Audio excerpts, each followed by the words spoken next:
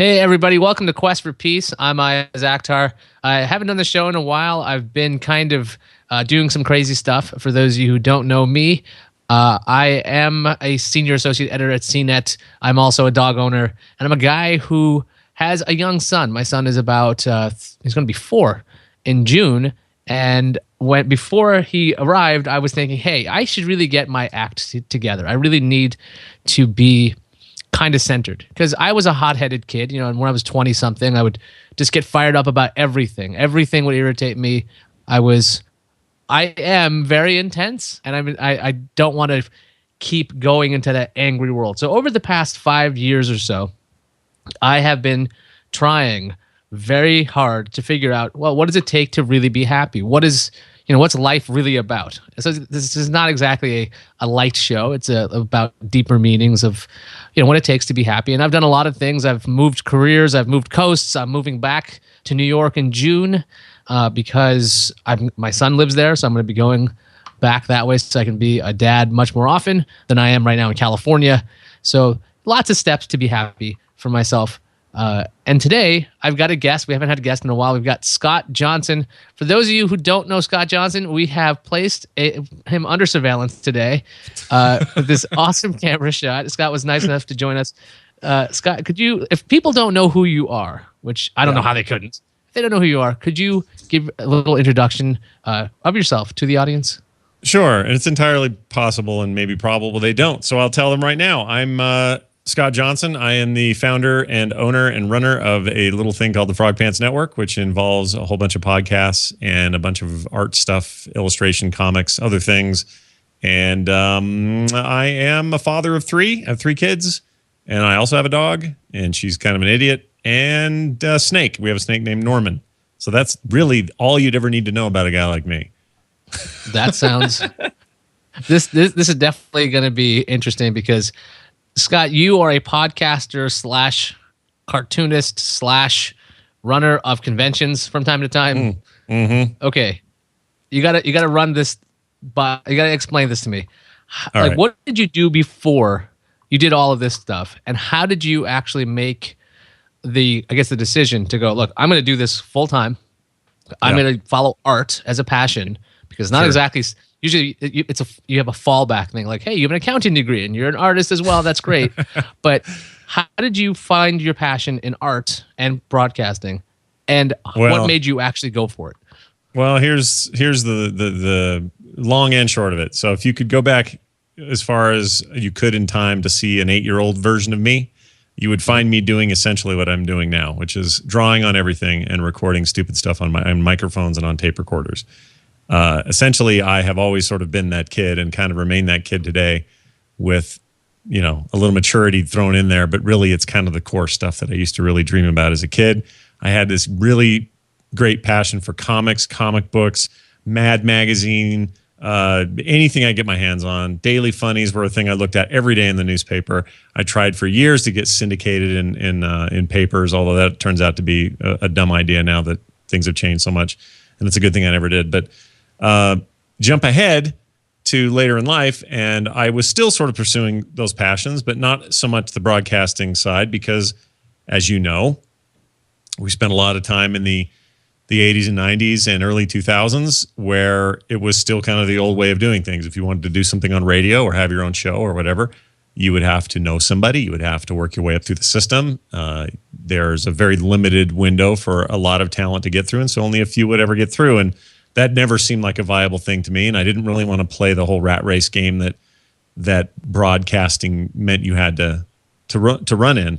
So I studied art and illustration, commercial art, that sort of thing. It's what I went to college for. I got jobs early on that were all about that, and right up until the moment that Frogpants became a full-time thing, that is what I was doing for various companies over the years. And the last company I worked for, I designed packaging and product stuff and marketing material and lots of digital stuff and hand-drawn stuff, and kind of ran the gamut of what I was capable of with my graphic design skills and capabilities.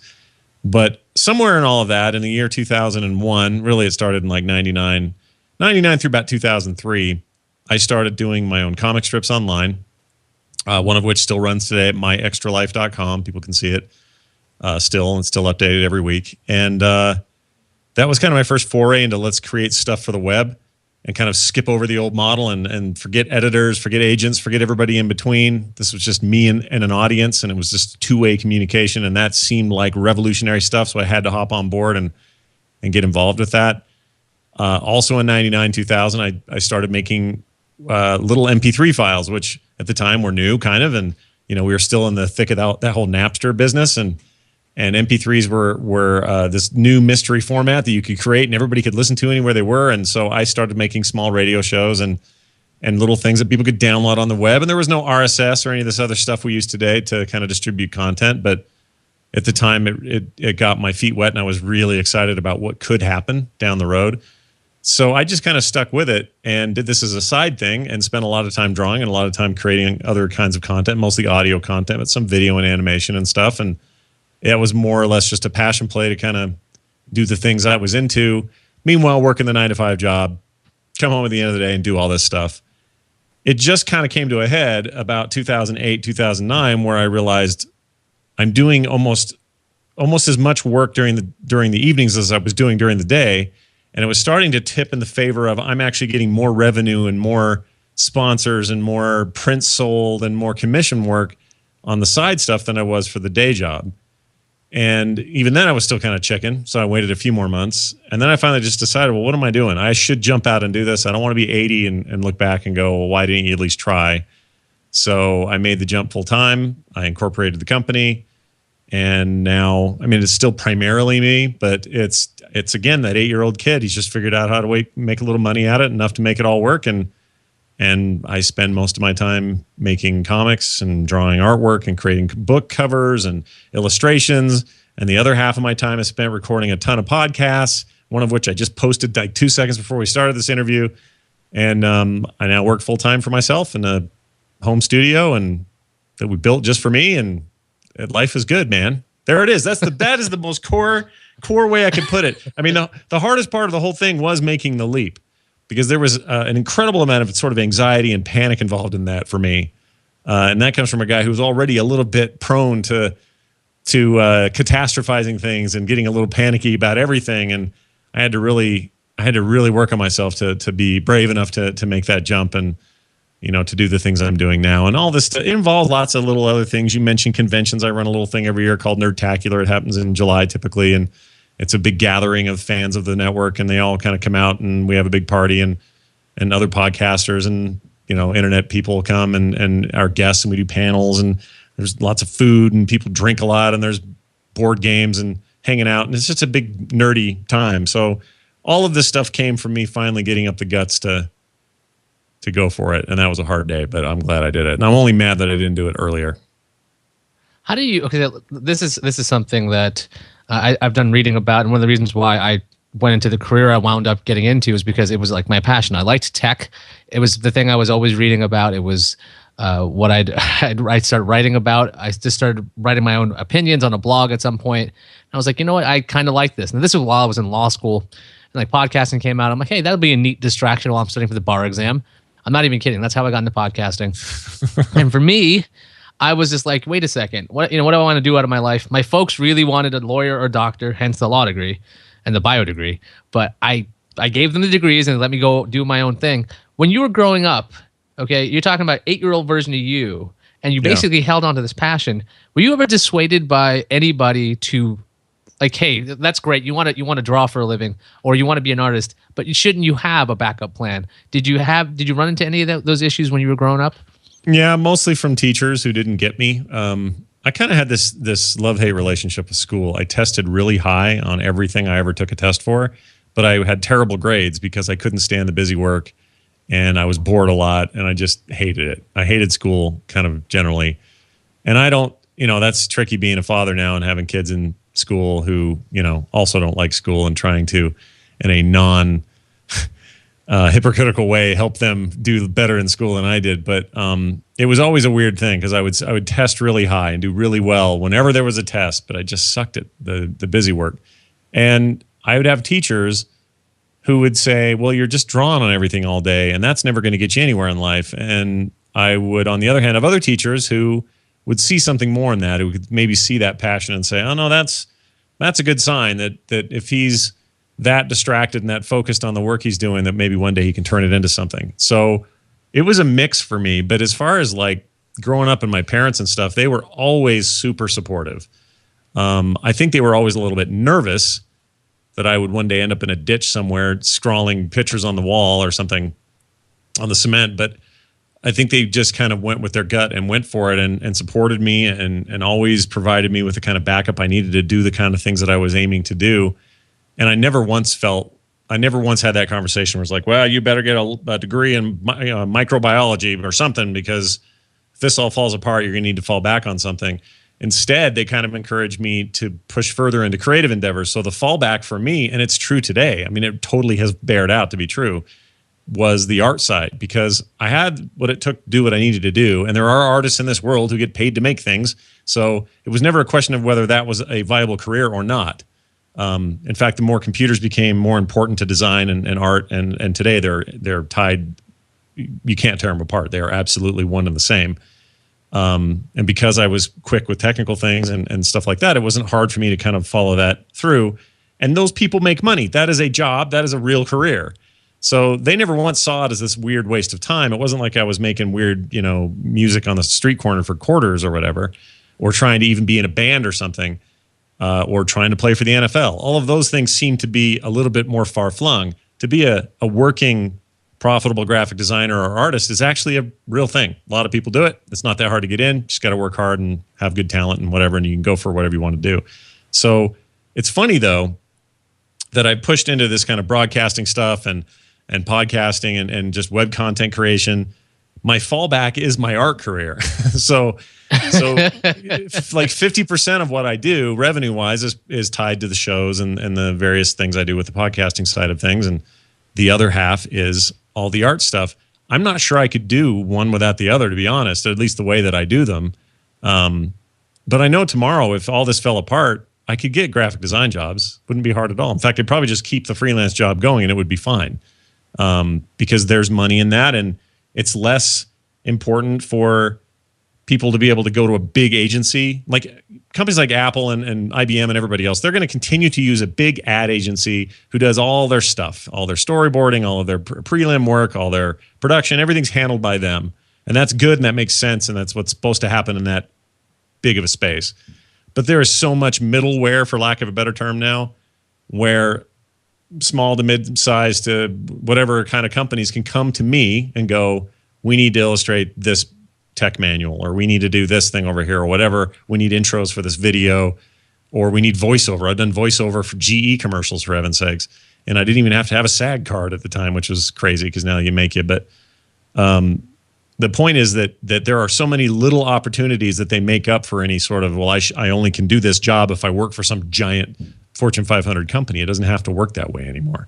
So it's funny that the thing that when I was growing up, people worried about me doing is actually the stable thing now. Like that's the thing that easily has the most stability. The podcasting side requires so many dependencies. It requires electricity. That's a silly one, but it does. It requires things like, Apple's strength in the podcasting market, which, they're kind of iffy on sometimes, but it's more important to the ecosystem than people think.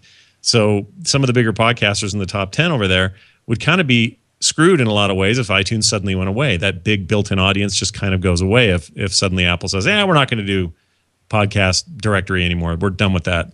That would actually be a real problem for a lot of people and would have an impact, a financial impact on pretty much the entire podcasting sphere. So with the art side, I'm not dependent on those things. That's just me being able to market myself and have a presence wherever the presence needs to be. And if that's Facebook one day and Twitter the next, fine.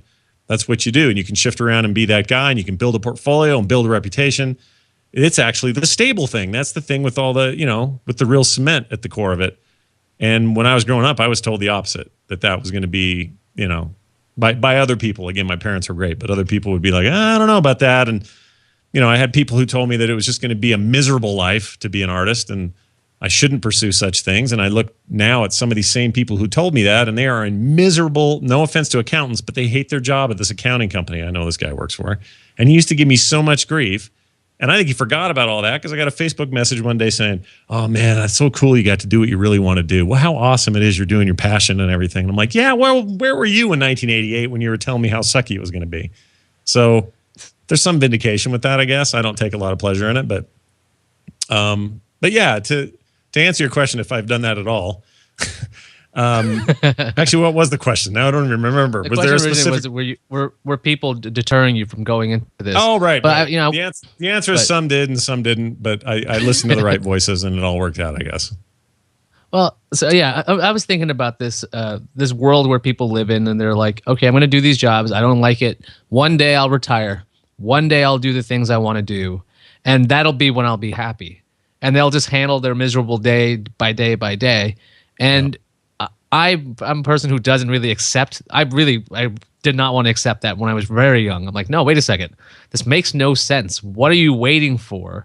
It always reminded me of like anytime I go on vacation with my family, my dad would always make us stand and pose for a picture. I'll wave, whatever, smile.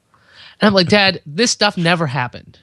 Okay, yeah, we stood in front of the building, but we never actually did that. Can we just take candids? Can we enjoy what we're doing instead of stopping by the Kodak sign in Disney World, which is lovely. And I get why he did it because that was a freaking expensive trip. I understand that now as a parent. Like, wait a second, this guy dragged 4 kids to Disney World. Maybe he's taking this on site. Maybe perhaps he would like a record of this for himself. So I have a different understanding of now. Why do you think so many people have difficulties in going after their passion? Because it seems like, I don't know, this sounds weird. To me, it's almost like I'm driven to do it. If I couldn't, if I didn't follow my passion, I would go crazy. I'm already crazy, so I'd be even more wacky. Why do you think people just decide? Why do people decide to follow their passions like you do, versus people who go, no, it's not good enough for me? Well, I think it's a fine line. It's a very, to use the term slippery slope in a different way. It's hard to sometimes when you're on that edge of like deciding that you're going to really go for your passion or you're not going to, it is oftentimes a very fine line as to where you make that choice. And some of it depends on how you're brought up or how your parents influenced you or whatever, and how much fear you may have about failing or whatever. But honestly, the voice that gave me the most trouble was my own voice. It was my own voice saying, "You're not going to be able to do that. How are you going to accomplish this?" Even as, more as recent as 2008, 2009, you're going to do this, and then in 6 months you're going to regret it, and you're going to have to go begging for your old job back, or you're going to have to find something else, and this will all just be a weird experiment. And I don't know where that voice comes from or why we have it that's so averse to these kinds of risks. But it's annoying because the voice was just full of crap. Like I totally pulled it off, and I did it in a way that was easier than I thought it was going to be, certainly initially. And then I was just mad that it took me so long. So that where's that voice now? Well, he still crops up and says things like, "You're not going to have a good live show at the BlizzCon convention in Anaheim. It's going to be bad, and no one there's going to like it, and they're going to all wish they wouldn't have come." And that voice is always going to be there, I think. And I think it's in most people's heads. The question is, what is that thing that makes you say, "Well, all right, voice, fine, but you've had your moment. I'm going to go for this anyway"? I don't know. I know that I would be miserable if I didn't do it. If I hadn't taken this chance and gone for it, I know I wouldn't be happy.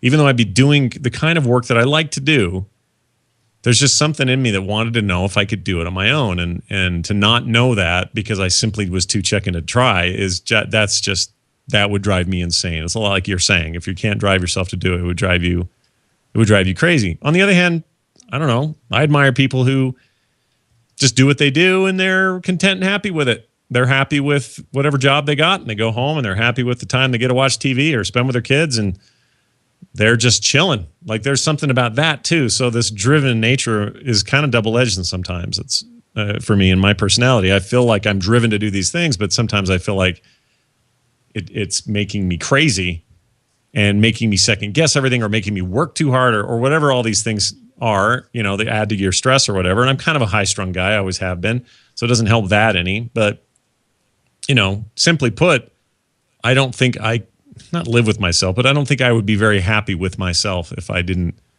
act on these things as they've come. And I'd be looking back with regret, and I don't want that.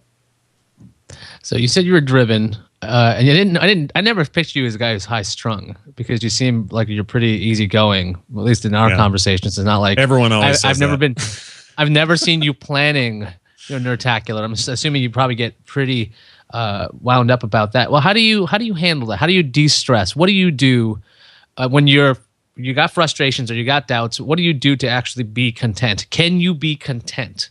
Because I have a huge problem with that. I usually, well, it's funny you say that. I don't know that I'm ever really too content, and I would actually argue that's one of the elements that makes me push forward. In other words, I think I need it. If I'm too content, what am I doing? I'm relaxed and chilled, and why would I want to do anything to disrupt that? On the other hand, it goes a little extreme the other way, and no one ever can see this in me just overtly. Like I don't come off. I come off as just a pretty chill guy who's got stuff together and everything's good. And for the most part, that's true. But I have an inner voice, kind of an inner demon that's always yelling, just always screaming. Something's going to go wrong. What's happening here? This plane's not sounding right. Why is it moving weird like this?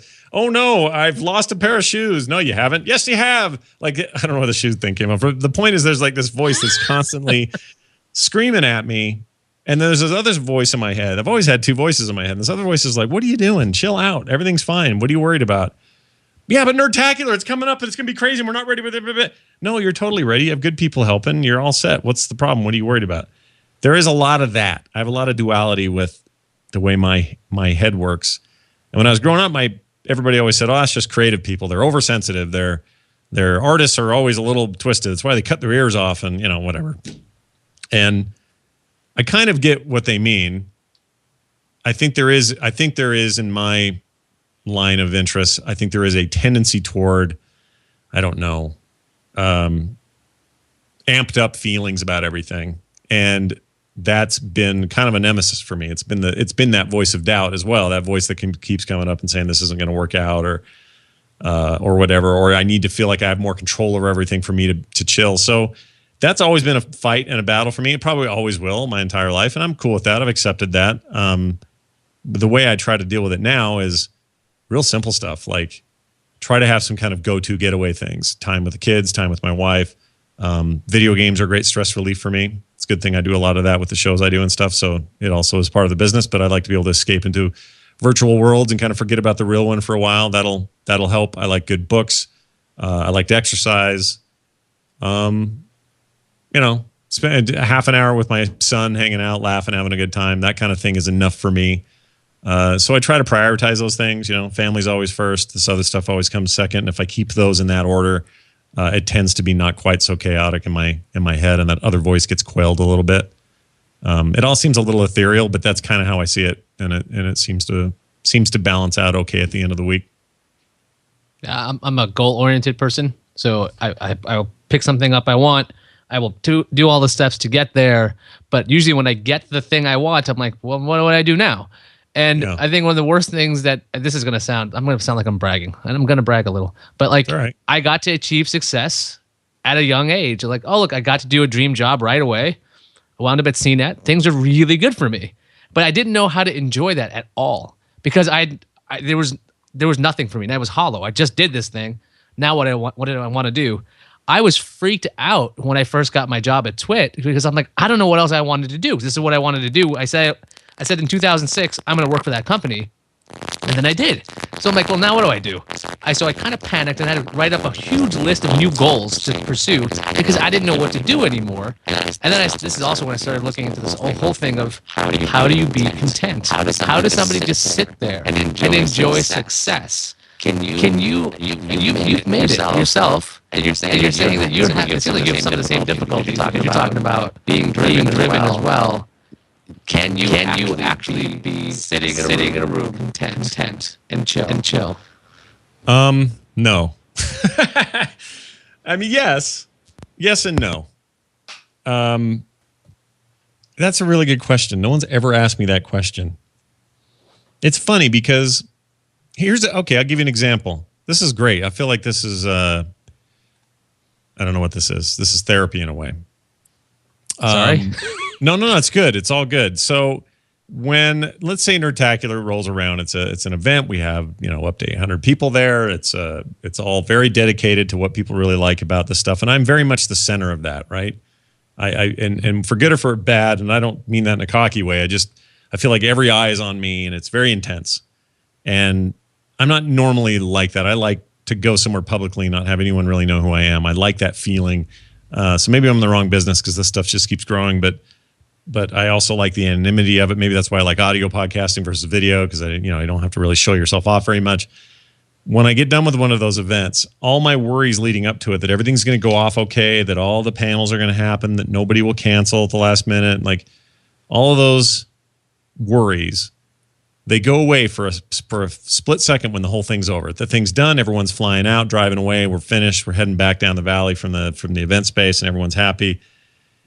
And for a while there, I'm euphoric, like, man, that was great. What a great year. Maybe our best year ever. Don't you think? My wife's like, yeah, it was awesome. And the kids are like, yeah, we had the best time ever. And I'm getting texts the whole time from people saying, thanks again. Tom Merritt's going, it's always my favorite time of year. You guys are amazing. Thanks. Can't wait to do it again.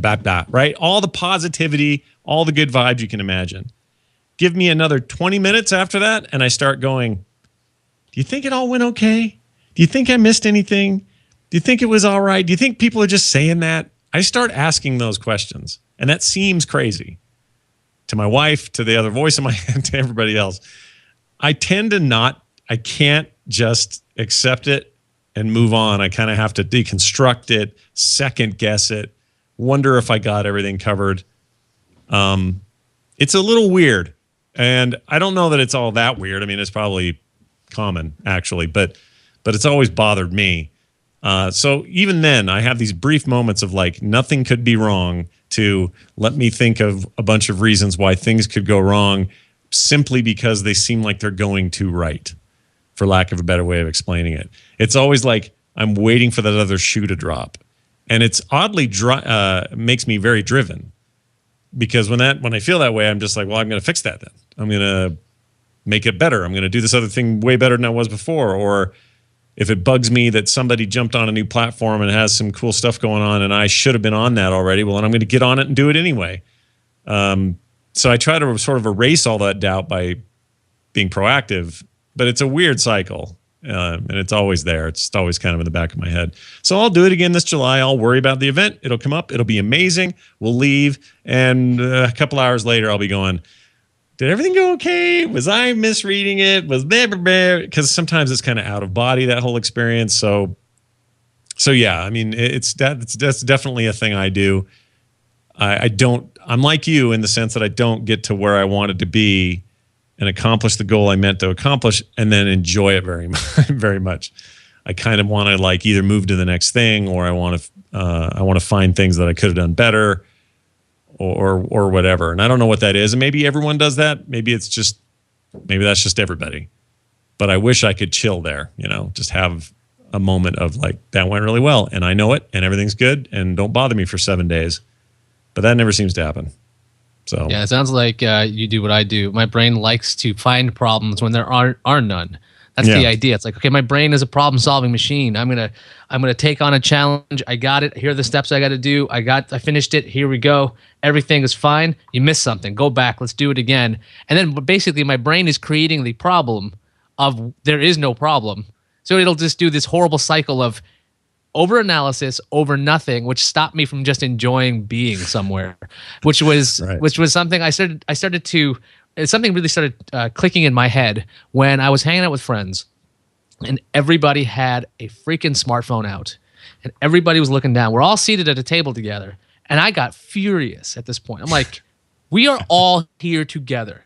Put that away and let's talk eye to eye. Let's not tweet this out or put this on Untapped and Facebook and check in. It's like, you know what? Let's be here now. And that actually has helped me a lot. This idea of I've dabbled with meditation. I try to just do some breathing exercises every now and then, just become very conscious of the now as opposed to moment, as opposed to worrying about the past or the future, because that's already happened and that hasn't happened. So I need to not worry about either one, because there's no point of that anymore. Because I see what people are doing. When I see people living through a 6-inch screen as opposed to just with their eyes, it bothers me a little bit. But I don't need to put that on them.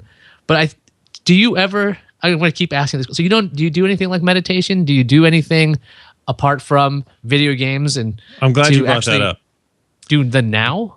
Yeah, I'm glad you brought that up because so my sister Wendy is an actual therapist, and she actually does a segment on our morning show where she comes on called Therapy Thursday and does we take a question from an emailer and then we kind of break down where they're at, and it's usually stuff like, oh, my husband left me and I need help, advice, how to raise the kids without him, blah blah, or whatever. Not to diminish that horrible situation someone's in, but those are the kinds of problems people come to us with. But occasionally it's other stuff like dealing with anxiety or dealing with depression or whatever, and these kinds of things. And she'll have all these different pieces of advice. In one episode, she had a big discussion with us about mindfulness, which is kind of the hot new way of calling, it's a form of meditation, but it's essentially what you just said, being aware of the moment, the now, kind of where you're at, and not just so much, well, I'm here now, but I'm still just stressed out. That's not the same as true mindfulness. Mindfulness means like noticing the weight of your hand on a table, or noticing how your feet feel at any given time, or what it actually feels like for that breath to come in and leave your lungs. Like really focus in on it. Instead of taking soap and just washing your hands quickly and rinsing it, to slowly wash your hands, to smell the soap in your hands and think about, what does that remind me of? Oh yeah, when I was a kid, my grandma had soap like that. And that's very similar to what that was. And man, I had good memories there. And that kind of mindfulness is something she really pushes. So I've tried to integrate that. I'm terrible at it, but it's helpful for me. It really clears my head when I can pull it off. And she says the people that have the hardest time with it are the ones that need it the most, so the ones that need to practice the most.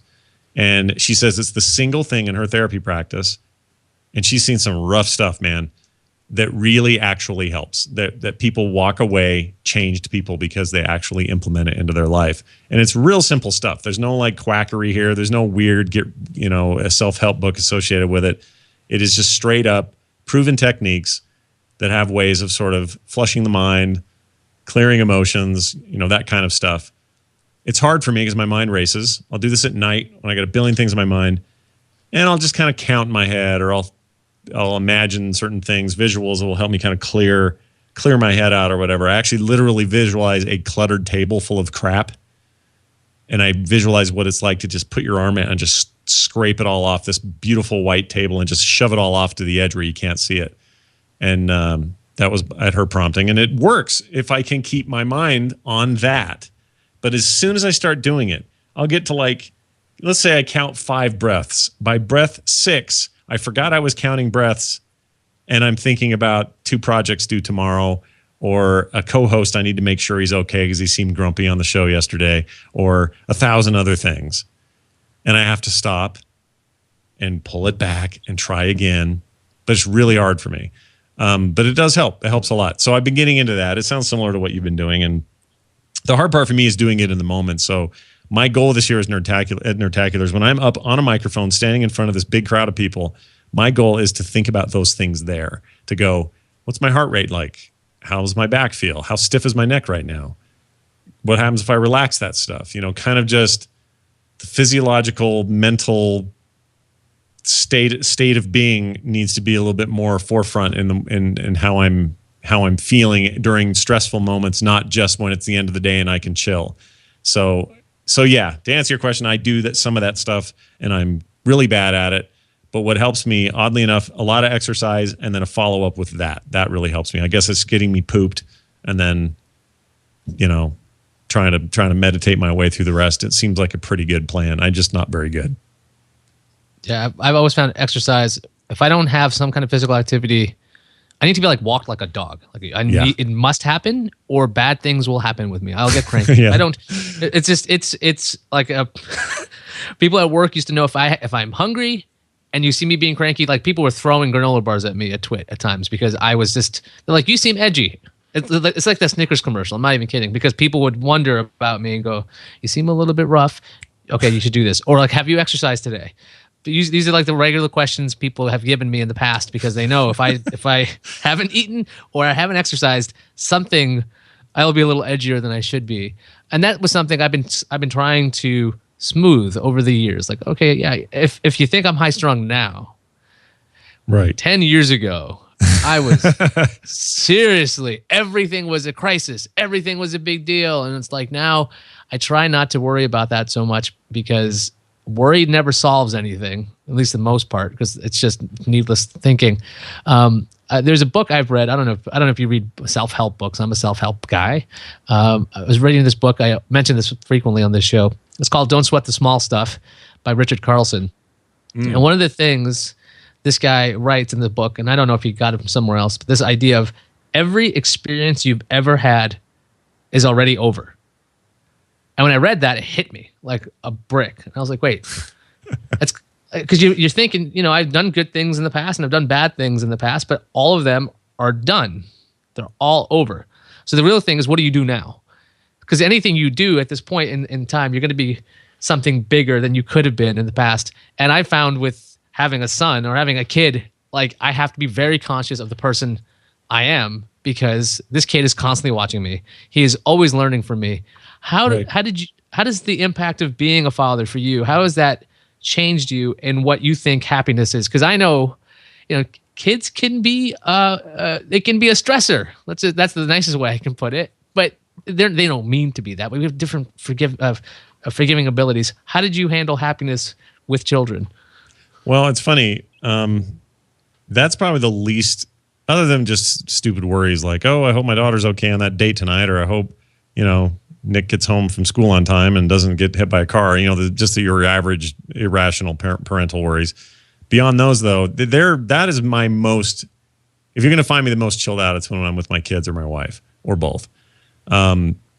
Kids and having kids, and I've had 3. Never was the stress that everyone made me or wanted to warn me that it was for me. And it's never been nothing, and this is not me being, weird or forgetful or anything. It's never been anything but just a joy for me.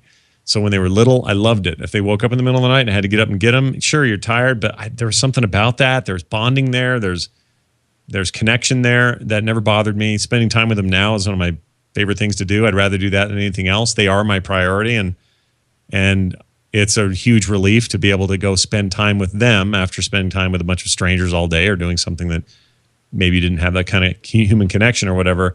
So the stresses for me were never, the only real stresses with the kids that have ever really been a problem for me are me just worried about them. Like, I have a daughter who's old enough now to be moved out and going to college, and she's only 19, and she's cute and petite and attractive, and boys are douchebags, and I don't trust any of them. So I worry about that because that's what I worry about. It's my daughter. I don't want anybody being a dork. So those kinds of things still get under my skin, and she's constantly going, Dad, everything's fine. I'm fine over here or whatever. But, to get a text at the end of the day just telling me how much she appreciates how her and her mom raised her, or me and her mom raised her or whatever, those are amazing moments. And I've always had really strong relationships with the kids, open relationships where if they want to talk about something that may seem hard or controversial, they're always welcome to bring it up. I feel like we did a pretty good job. And most of that came down to we just really, really like our kids. And it never felt like a stress for us. So I know that's not true for everybody. I know there are different stresses, and it can be, everybody's different. But in our case, any worry I have about that side of it is just my own, again, that dumb chaos voice in my head making up stories about what could happen instead of what's really happening. And what's really happening with the kids has been great. So I really don't have anything to complain about. I like your labeling of that voice as chaos voice. Chaos man. That's a good one. Okay, yeah, it's chaos man, and your head is constantly telling you that everything's going to go badly and everything's going to be a problem. It's self-doubt. It's there no matter what. But I know what I'm trying to do with my son is something that I really appreciated from my dad. I would ask my dad any question. And this guy, for some reason, I don't know when he decided this, but he decided that every question I had was something he was seriously going to think about and talk to me about. And when I was around, I think I was around 12 or something. So I'm pretty, I'm somewhat with it at 12. And I asked my dad straight up to him. And I honestly, I meant this when I asked it, Dad, what's it like to be old? I tell this story a lot. He just looked at me and he goes, well, it's not bad. They're you get to do what you want, and they're bills. And, I like my job, and kids are good, but it's not bad at all. There's things you can't do the same. A little older now, but, right. And my older brother got seriously mad at me. He was 3 years older than me. He was 15 at the time. He's like, why are you asking our dad that kind of question? What kind of smart ass are you being? And I'm like, No, I seriously wanted to know because I've always been fascinated with the brain and aging. And the other thing is my folks were immigrants, and I always wondered, like, how does he think? Does he think in his original language? Does he translate when he's on the fly? What's he doing? What's it like to be somebody else? And my son probably asked me. I went to the East Coast. I was with him for 4 days straight, and he must have asked me about 8 million questions. And every single question I answered him with a real answer. There was one time, and I regret this, one time where I said, because I said so. That's the lamest answer you can do as a dad. It's the lamest answer you can give as a parent. But every single question is to be answered. And the weird thing is, with him, I figured out I don't need to necessarily, I don't need to worry about motive. The kid's just asking because he's asking. Sure. And if I did that more with regular people in life, I wouldn't be as stressed. Like, okay, why is this person asking me this? What's happening here? Okay, I'm getting paranoid. It's like that's like I have been able to try to transfer that information over to regular people as well. So, do you work with a lot of people? Considering you seem like you're always in that chair, with that microphone. Yeah. Is it a lonely? It's a standing desk, so I can do this. There you go. Is it a lonely existence working by yourself? Art. You're basically, it's not collaborative that much because you're writing your own stuff. Well, some of it. How do you handle that? How do you handle solitude? It's interesting because it's really weird. Most of the people I would consider like coworkers, but people I have to work with are all in different states and different parts of the world, really. So I work with people that are in the UK, in Australia, here in the States, all over the States, San Francisco, West Coast, East Coast, everywhere. And very few of those people are actually here locally. Now, it's not entirely true. I have a bunch of clients that I have to visit and do stuff. So when people don't see me on the air, I'm sometimes in my car on my way uptown to meet with a client, do some photo work for them or whatever as part of some graphic project or whatever. So those kinds of things still happen. But for the most part, it is a lot of remote sort of functioning with other people. And I have a business manager, I guess that's what we call him now, who handles all my fulfillment on prints and store stuff and advertising. And he's starting to work with, all the various shows in an advertising position and where he's selling ads and doing collections and all that kind of stuff. And also he and I collaborate every day on what are we working on? What are we pushing? What are we doing? And that could be anything from, when's this show launching to what are we going to do for these Kickstarter levels to how many prints did we sell of that last month and should we remove that and put a new one in and should we bring mugs in with new designs? And so we're constantly having this collaboration. He's on the East Coast. I'm here in Salt Lake City, which is quite a ways away. But all of these sort of tools have made it possible for me to be talking to people all day long, and I do. I mean, there is always somebody on the phone talking to me. So it's not so much solitude as it is. There's some physical solitude happening, but I'm still talking to people all the time. It's never like I'm just alone and I only have my own head to listen to. There's always something happening and somebody needing something or me communicating in some way, voice, video, email to a lesser degree. But so it never really feels very much like solitude to me. And I also work a lot with my wife, who helps me with all kinds of stuff. We're always shipping something, checking with insurance on this or pushing this through the accountant or whatever. So her and I are almost like partners all the time. And, she's been a stay-at-home mom for a long time. And so she's doing that. And the kids are off at school. She's working with me. And so it's never been, I never feel alone, I guess I should put it that way. But you're right. It kind of is still, it'd be like being on the North Pole and the only real contact you have every day is with everybody who needs you for something, but they're still physically never there with you. I guess it's kind of like that, but I don't feel like I've been put in a cave and nobody can talk to me. Yeah, when I was working at home and I was an editor, and all of it was remote, so I was at home all day, every day. It was maddening because I have 2 dogs and they are pleasant dogs, but they're not really good conversationalists. And I wound up.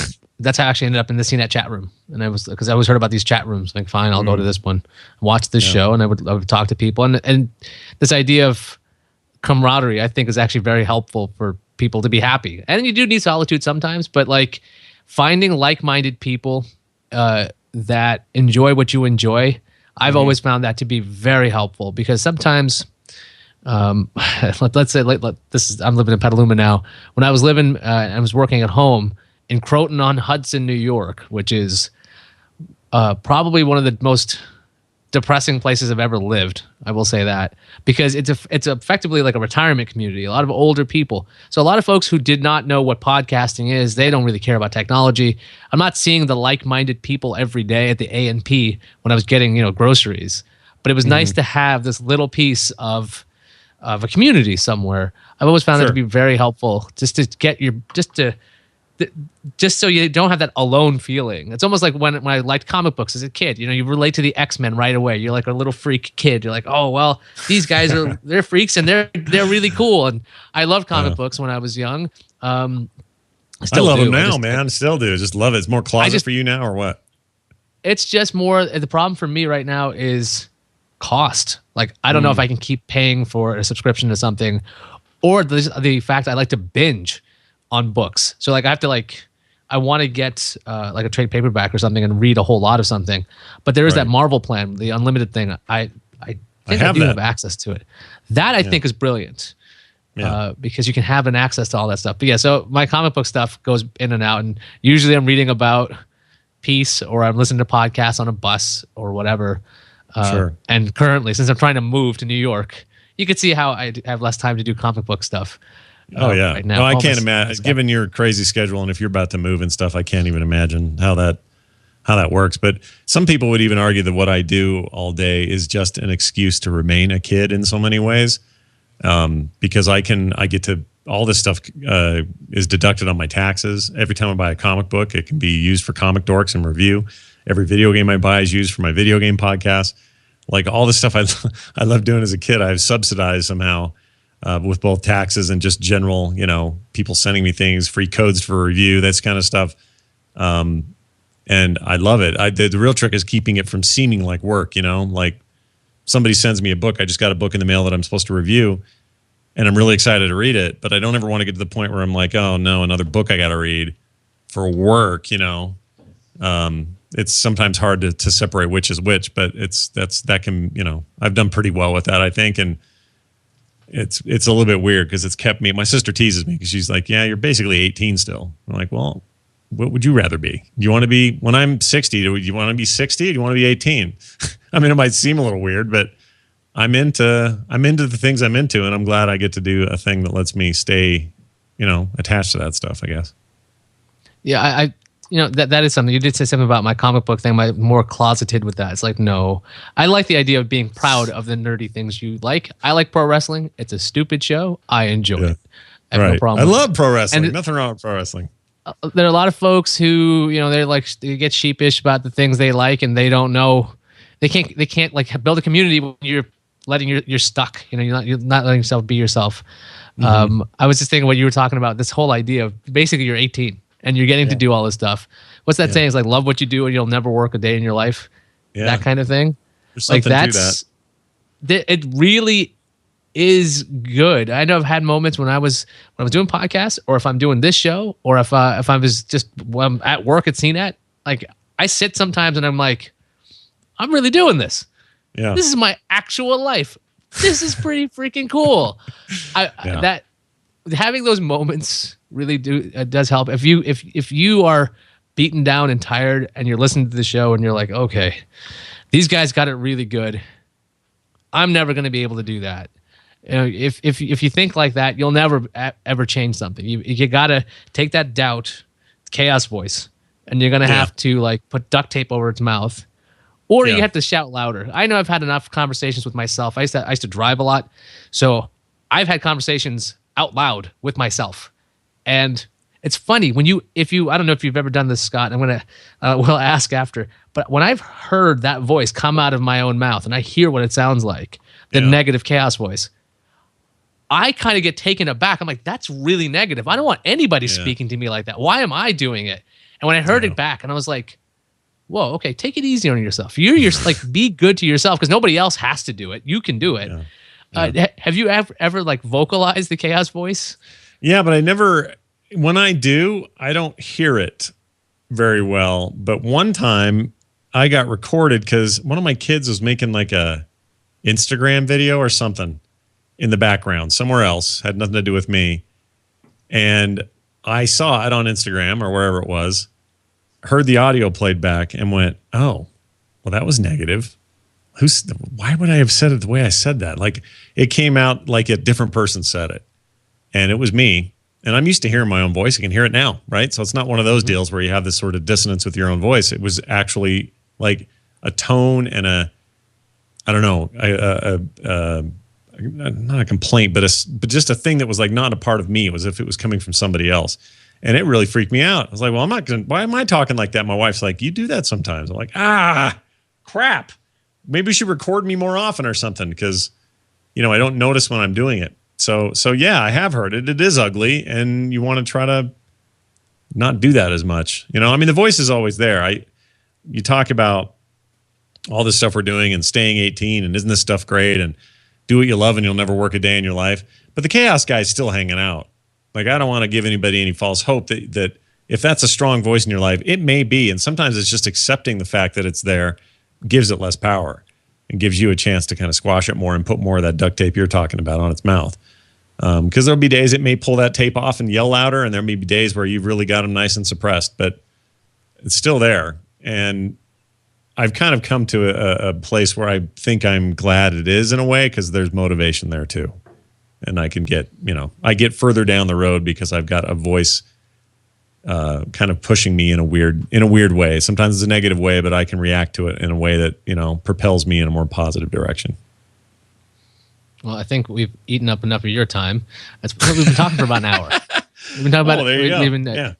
I really enjoyed this talk because I'm learning stuff. That's the other thing I like about this. I really don't think of this as a show. It's like I get to talk to people about what they do to be happy, and I'm learning from it because, you know what? I didn't have necessarily the most supportive folks when it came to my crazy schemes and what I wanted to do, but I had an inner drive that said, you know what? I'll prove people wrong. That was a different way to do things. Sure. But this has been very enlightening. Let's do the promo thing, I guess. If people wanted to find you online, Scott Johnson, how could they find you, Scott Johnson? Well, let me tell you. Really, everything that's happening can be found at frogpants.com. And if there is any question about what's happening up to the latest minute, then on Twitter, you can follow me at Scott Johnson. And I'm always talking on there about what's going on. So links to everything I do is always popping out of there. So that's the easiest way. And if you're not a Twitter follower, frogpants.com is where most of everything can be found. And contacting me and all that kind of stuff. So huge thanks for having me on, by the way. It was really, really fun, and I learned a little something too. It's always nice to hear how other people deal with some of the same stuff. I'm talking about meditation, these other things. I don't know. I'm going to walk away from this a little bit excited to kind of renew my efforts with that stuff, because when you know somebody else is doing that, you feel like you're not quite alone in those efforts. So big thanks to Iyaz Akhtar for that today. Oh, you're welcome. Thank you again for being on. I'm going to finish the show with something I saw the other day. It's a Lao Tzu quote. I think I saw it on Reddit. I've seen it in a lot of places, but I think about this every now and then. If you're depressed, you're living in the past. If you're anxious, you're living in the future. If you're at peace, you're living in the present. And that every now and then I'll look at that picture or I'll read it again, and that helps me out a lot to go, all right, I got to be here now. I got to figure out what I'm going to do. And so if I hope that quote helps you guys too. If you're trying to figure out what does it take to be happy, sometimes just being there is really helpful. So give that a chance. And thanks again to Scott Johnson for being on. We do the show on gfqnetwork.com. We got subscription links now, so you can get video and audio feeds at gfqnetwork.com. We do the show normally on Sunday at 2. Today was a special day because of scheduling, but hopefully we'll be back in a week or so, and I'll keep putting out episodes. I know there was a big gap. I apologize about that. Thanks for listening, and we'll see everybody soon.